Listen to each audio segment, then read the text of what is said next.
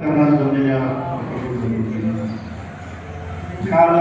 8:42 ही घटना घडली, परंतु मी सुद्धा त्यावेळी विमानातच होतो आणि 6 वाजता उतरल्यानंतर रामदाजीचा फोन आला आणि अजितदादा गेले, तू कुठं आहेस? म्हणलं आत्ताच उतरलोय.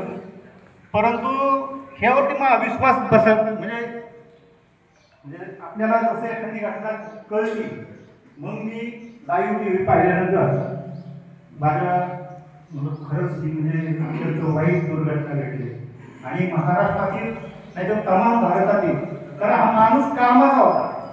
कामाचा म्हणजे कसं, आम्हाला एक अनुभव आला. आपलं भंडारा आहे ना, खूप खाली गेलेला होता, म्हणजे पाणी नव्हतं, फुटबॉल उभे पडले होते आणि त्या भंडाऱ्यावर बांधासाने मी फोन केला दादांना, ते म्हणजे असं का अजून बंधारा अडवला नाही. त्यांनी लगेच लाईनवरती त्या अधिकाऱ्याला घेतलं आणि दुसऱ्या दिवशी दर्प टाकायचं काम चालू केलं. म्हणजे कामाचा माणूस आपल्यातून हरपला आणि त्यांची कामाची पद्धत म्हणजे कामाचा दर्जा, ज्यावेळी ते कोणतेही काम चालू असेल, शासकीय काम असो किंवा कोणतं काम असेल, त्या ठिकाणी प्रत्यक्ष ते जायचे आणि ते कामाचा दर्जा चांगला आहे का नाही ते पाहिजे. आज सुद्धा सगळ्यांनी हे लक्षात घेतलं पाहिजे.